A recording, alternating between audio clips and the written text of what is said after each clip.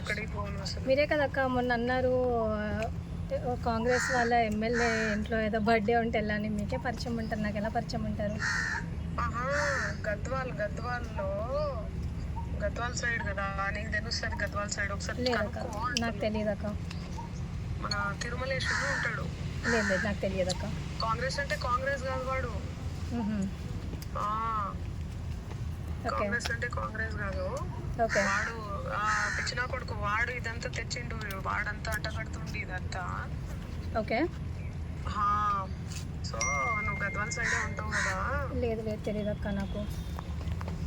ఎందుకు అంతలా అసలు? లేదక్క తెలియదక్క కనుక్కుంటాను కానీ కూడా అనకుండా మరి ఇంతలా ఏంద్రా? తెలియదు అక్క అని అంటున్నా నేను.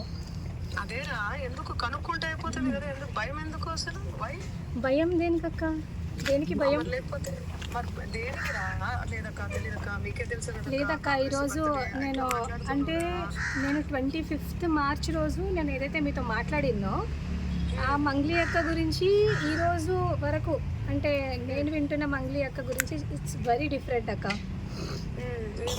Very very very different. ఎందుకంటే చాలా మంది. మంగ్లీ గారు నమస్కారం. మంగ్లీ అమ్మ, నేను సంపత్ నాయక్ మాట్లాడుతున్నాను. హలో అమ్మ, మంగ్లీ కట్ చేసి రాజ్యం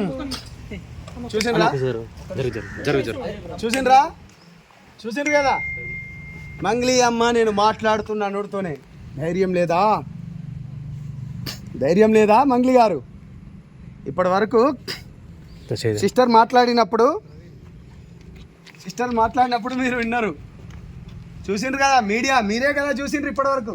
ప్రత్యక్ష సాక్ష్యం. ఎన్ని ఛానల్స్ ఉన్నాయి ఇక్కడ? ఎన్ని ఛానల్స్ ఉన్నాయి?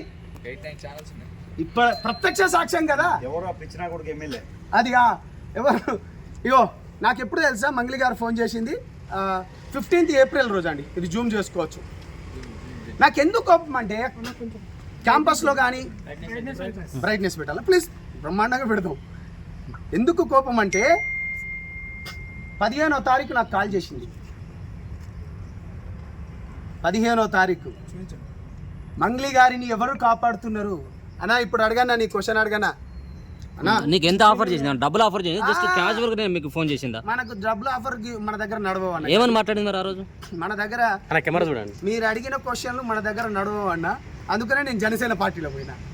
అది మంచిగా ఏమని మాట్లాడింది అంటున్నా. అదేగా నేను చెప్తున్నా అన్నా.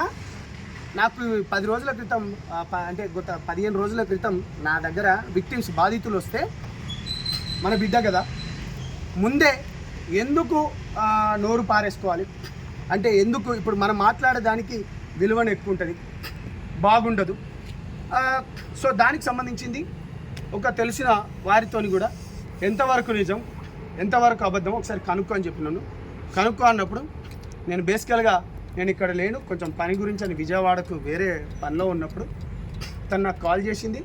కాల్ చేసి ఏందమ్మా అంటే ఆమె రివర్స్ ఏమన్నది, అన్న నాకు తెలియదు అన్న, ఆడు మధుగాడు ఎవడో నాకు తెలియదు, నేను ఒక ఎమ్మెల్యే పిలిస్తే నేను పోయినా, ఆ రాత్రి కూడా ఇంకా ఏమో ఎట్లనో నాకు తెలియదు అనుకుంటా చెప్పుకుంటూనే